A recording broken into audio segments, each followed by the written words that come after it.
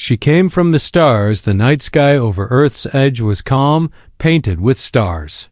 People in the small human colony near the mountains were sleeping peacefully. But then a strange light appeared. It was not a star, not a plane. It was moving. Fast, burning through the sky like fire. A loud sound echoed. Boom! The ground shook. Windows cracked. Animals ran. People came out of their homes and looked toward the forest where the object had crashed. Smoke rose high in the air. The military came quickly. Soldiers made a circle around the crash site. Scientists and officers followed. Everyone waited to see what would come out of the broken ship. It looked like a silver egg, half buried in the ground. Steam hissed from the cracks. Then a door opened. From the shadows, a figure stepped out. She was tall, thin, and glowing slightly. Her skin was light purple, her eyes large and soft. Behind her, two small children followed, same purple skin, big curious eyes. The soldiers raised their weapons. The woman did not move. She looked at the nearest soldier and spoke in perfect English. Please, I mean no harm. My name is Nyla. These are my children. Everyone was silent. She looked around, calm but tired, and then said something even more strange. My children are well behaved. I can warm your bed. Gasps filled the air. The soldiers exchanged confused looks. One whispered, Did she say? The officer in charge stepped forward. You will come with us. No sudden moves. Nyla nodded. She was not afraid. Inside a secure government facility, Nyla and her children were given food and clothes. Doctors checked their bodies. No weapons. No sickness. Just strange and very alien. The scientists were curious. How did she learn English? Why was her body temperature so high? And what did she mean by warm your bed? Nyla sat quietly in the interview room. She held her children close. Dr. Lena, a young scientist with kind eyes, entered the room and sat across from her. Why are you here? Lena asked gently. Nyla looked into her eyes. My planet is gone. There was a war. My people, most are dead. I escaped with my children. We flew for many years in space, looking for a home. But we are tired. I need help. My children need safety. Lena listened. Nyla continued. My body produces heat. For humans, it brings comfort. We evolved like that. I am not offering anything bad, just peace and warmth. Lena nodded slowly. You're saying you're safe. You want to live here? Yes, Nyla said. I am a mother. That is all I am now. Outside the room, government agents watched through glass. One officer said, She's hiding something. Nobody escapes a war like that so easily. Another replied, Her ship was half destroyed. She has children with her. If this is a trap, it's a very strange one. They decided to keep her in the facility for now. She was not allowed to leave, but something strange began happening at night. A guard named Mason was doing his rounds when he passed Nyla's room. The glass was dark, but he paused. He felt cold, very cold. Then suddenly, very warm. He blinked. He heard something, a voice in his head. Help us. He looked around. No one there. He stared into the dark room. Then Nyla stepped forward. She wasn't speaking aloud, but he heard her. Don't be afraid, Mason. My children are afraid. Please, don't let them take us. Mason stepped back, sweating. The door was locked. She hadn't moved her lips. He ran. Next morning, Dr. Lena spoke with Mason. He told her what happened. She looked concerned. Telepathy? She whispered. In the lab, scientists checked Nyla's ship again. It was made of metal not found on Earth. Most of the systems were broken.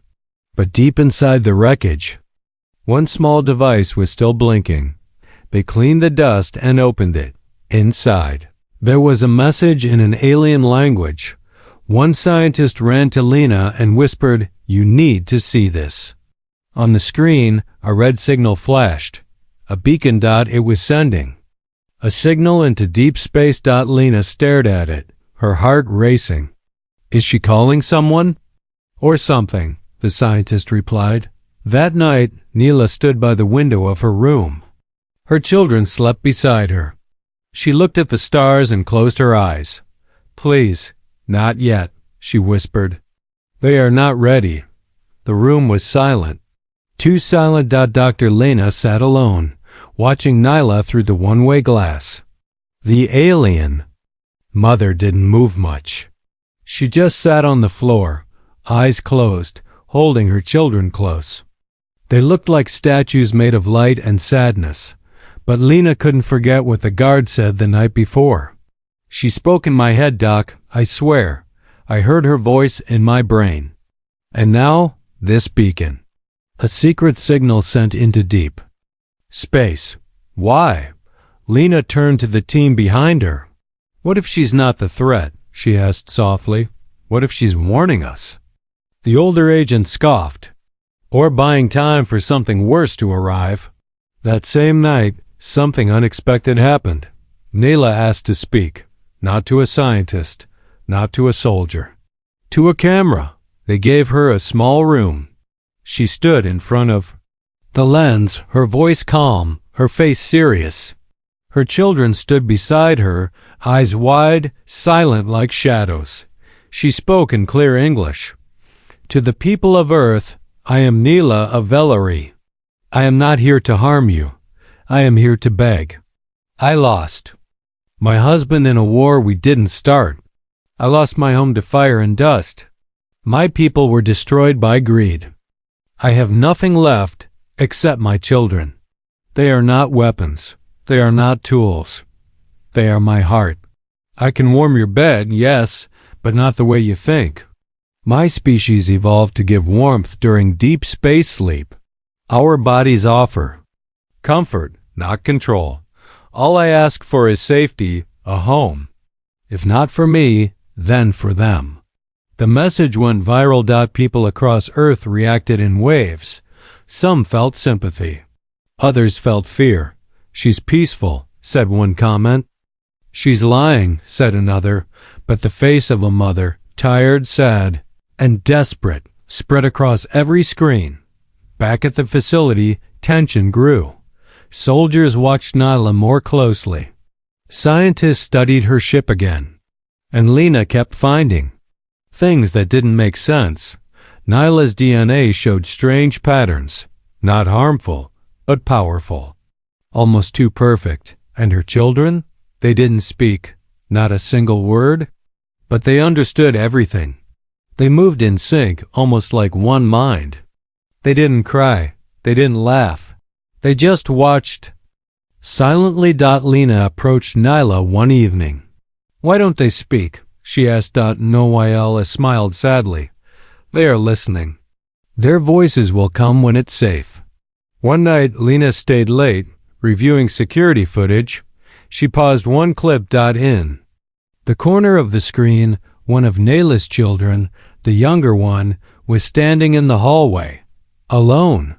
Just standing, staring at the wall. But then, the wall glowed. The child lifted one hand. The air shimmered like waves of heat.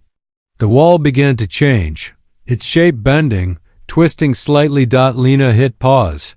Her heart raced. "They're not just children," she whispered. She ran to the lab and called in the other scientists. "We've been wrong," she said. "They aren't helpless. They're hiding their power." At the same time, in her room, Nyla opened her eyes.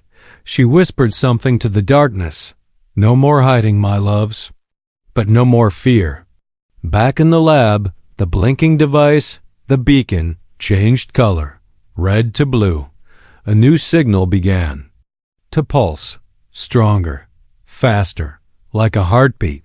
Something was responding. The dream was not hers, but she saw it anyway. Dr. Lena stood in the middle of a burning planet, ashes in the wind. Black skies, screams, buildings falling like sandcastles, and then two small figures in front of her. Neela's children. Eyes, glowing white, holding hands, silent, unharmed. One of them turned to her and whispered, not with lips, but with thought, "They're not coming for her." "They're coming for us." Lena woke up gasping. Her room was cold, her skin damp. She looked at the clock, 3:17 a.m., and outside her window, the sky flickered blue for 1 second. Back at the government facility, the mood had shifted. The beacon, found in Nyla's broken ship, was now pulsing nonstop, stronger each hour. It wasn't just a message anymore. It was a signal exchange. Something or someone was replying. Satellite teams picked it up from deep space. Unknown vessel detected. Approach speed, faster than light. No identity. No known species. It would reach Earth in 5 days. Inside her room, Nyla sat quietly as Lena entered with urgency in her eyes. "You knew," Lena said. "You knew they were coming." Nyla looked tired. "Yes, but I didn't call them. The beacon was locked. Buried deep in my ship's memory. I didn't know it was still working." Lena didn't believe her fully. Something in Nyla's face, something was hidden. "Then what are they?" Lena asked. "Your people?" Nyla shook her head slowly. "They are not my people anymore. Not truly. They changed during the war. Cold, hungry, obsessed with survival. They want my children." Lena's heart dropped. "Why?" Nyla turned and looked at her children. They were drawing on the glass. Wall, shapes, circles, star maps, because they are different. They were born during the war. Born in radiation. Born with both hope and danger. They are the first of a new kind. Later that evening, a strange event shook the facility. Cameras caught a burst of energy in the children's room. No explosion, no damage. Just a wave of blue light, soft but powerful. The footage glitched. When guards entered the room. The children were sitting calmly, but on the wall behind them, a message had burned itself into the metal, written in alien symbols. Lena and the scientist translated it within hours. The message said, "We will not be taken. This world is ours now." Tension reached the top. Military commanders wanted to move Nyla and her children to a black site, deep underground, away from public view. Lena protested. "You move them like prisoners, they'll fight back. They're not dangerous unless you make them feel hunted." But no one listened. That night, as transport vehicles prepared, Nyla sat with her children for what felt like the last time. "Do you remember the forest?" she whispered. "The river that glowed? The animals that sang?" The children didn't speak. But one of them touched her hand. A tiny warmth flowed through her fingers. Nyla smiled sadly. "If they come for you, don't be afraid." But as the guards entered to move them, the lights died. The facility went dark. Total blackout. Emergency red lights blinked on. Alarms stayed silent. No sound, just deep, unnatural silence. Lena, trapped in the observation room, looked around in horror. In the hallway outside Nyla's room, one guard reached for the door and then froze. His body lifted 2 feet into the air, then dropped like a puppet. From behind the glass, one child stood still, glowing faintly. The other placed a single finger on the wall. The entire building systems rebooted. The sky was no longer black. It had turned silver. From every part of the world, people looked up that night and saw a shape slowly growing above the clouds, a triangle, massive and quiet, blocking stars with its smooth, silent shadow. No engine sounds. No fire. No words. Just presence. Inside the Earth Command Center, alarms were flashing, red and angry. "Unidentified vessel now within the stratosphere," said the officer. No response to hails. No known tech signature. Too advanced. On the screens, the ship hovered like a god watching ants. General Reed turned to his team. We assume they're here for the alien woman.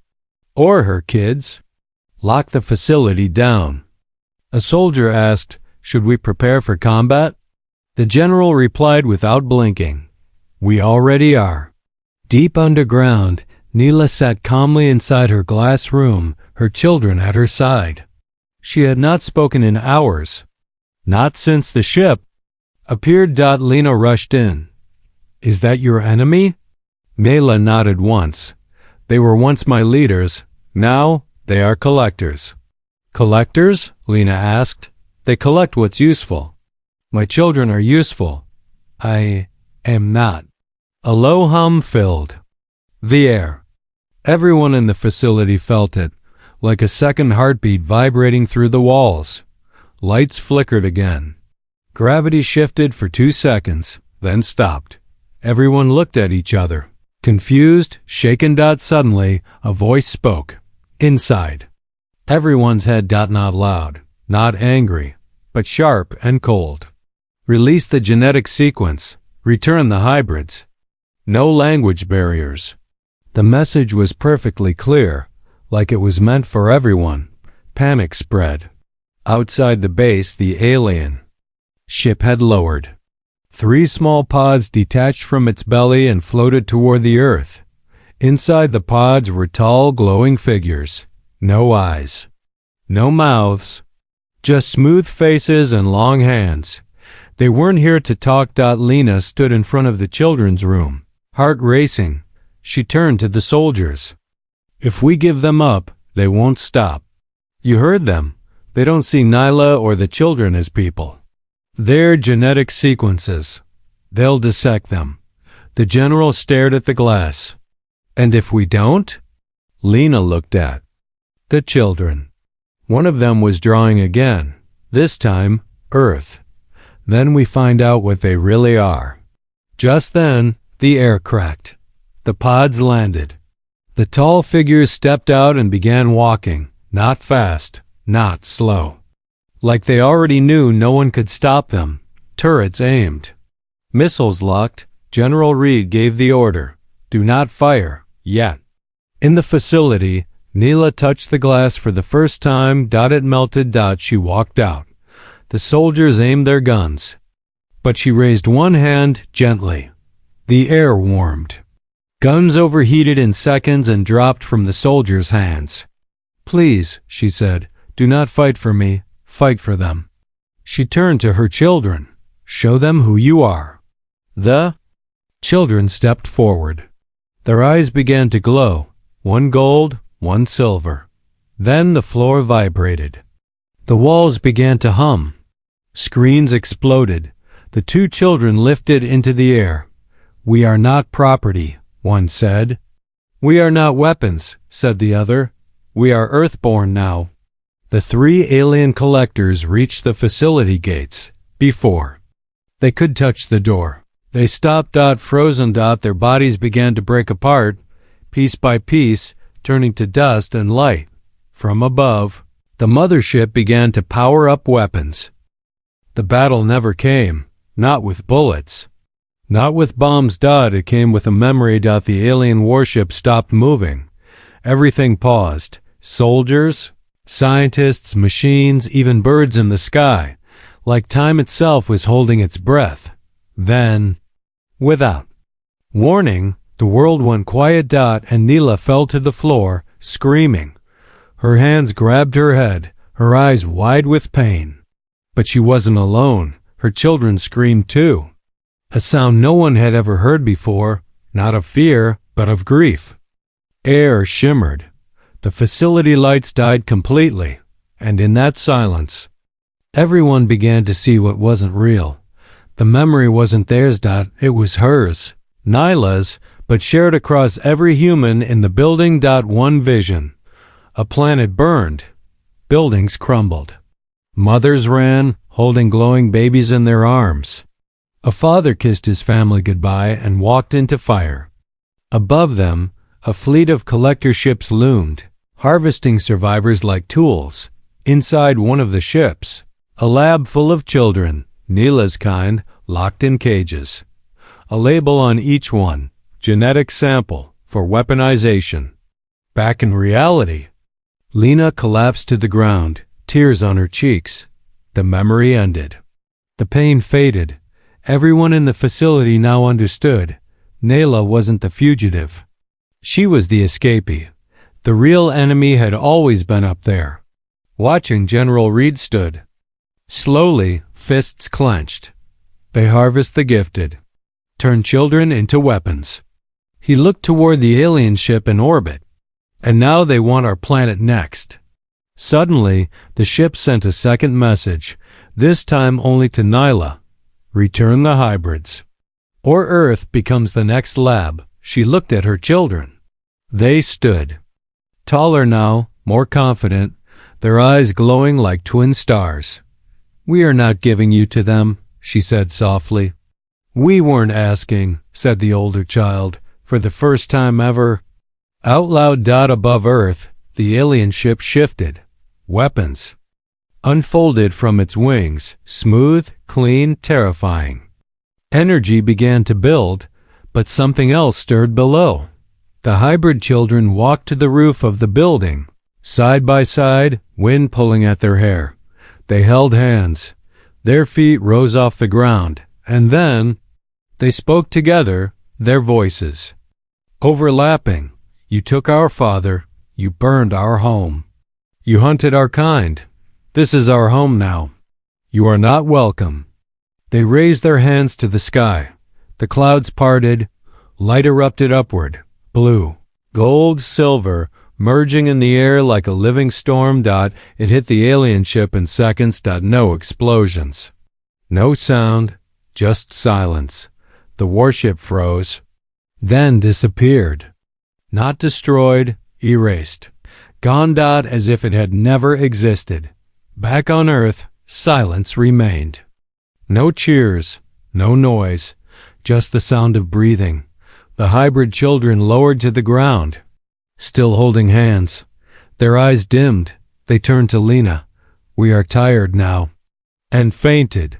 The Earth didn't feel like it had won. There were no fireworks. No victory speeches.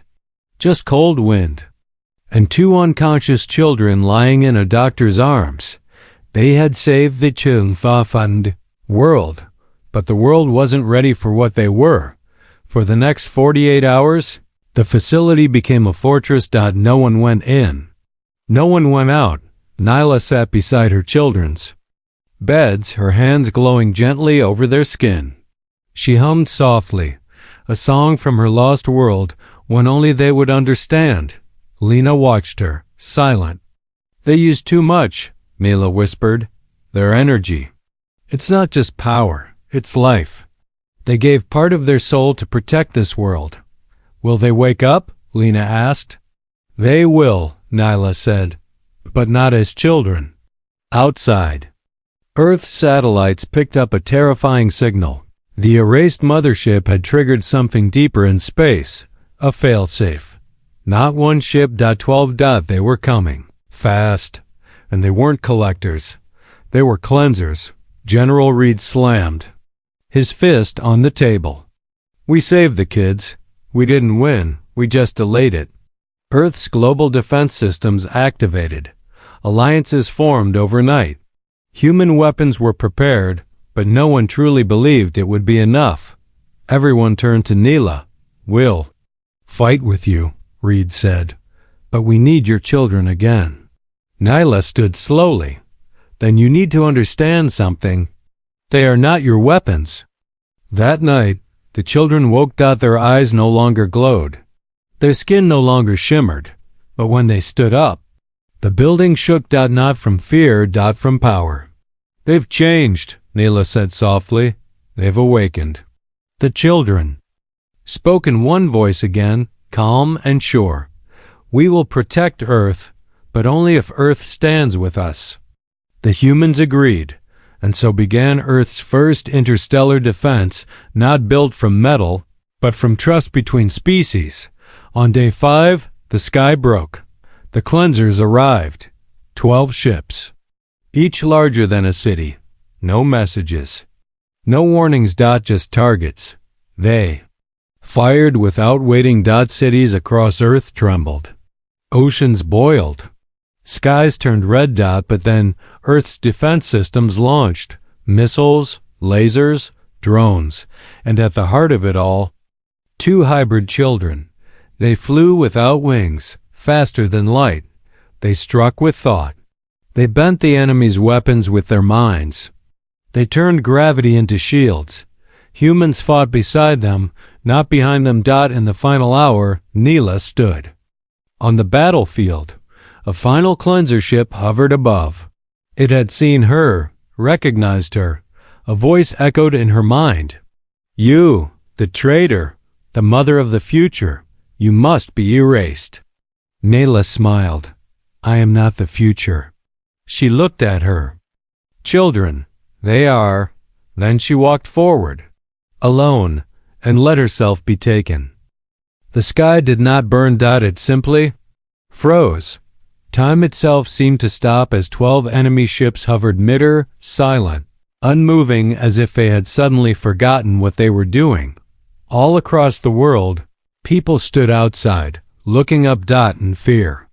In awe, in silence. At the center of it all, 2 children, not alien, not weapon, not fully human, but something more.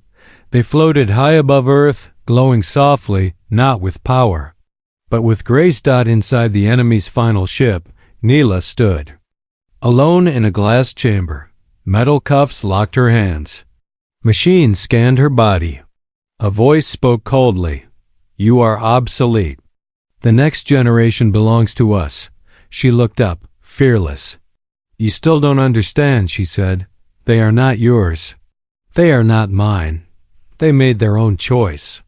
The ship shook. A siren blared. What is this interference? Neela smiled.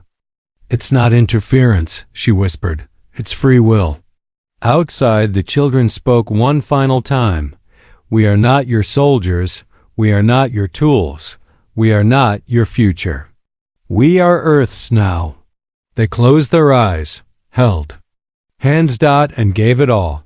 A wave of light spread from their bodies, not violent, not destructive, healing, cleansing, ending. Every alien ship flickered, powered down, and gently disappeared, not exploded, not erased. Released. The war was over. Hours later, the world was quiet again. The sky was blue, but the children were gone. Dr. Lena found Nyla, half broken, lying outside the wreckage of the final ship. She was alive, barely. Lena held her hand. Where are they? She asked, crying. Nyla smiled weakly. They chose peace. Gave it to all of us. Are they dead? Nyla shook her head.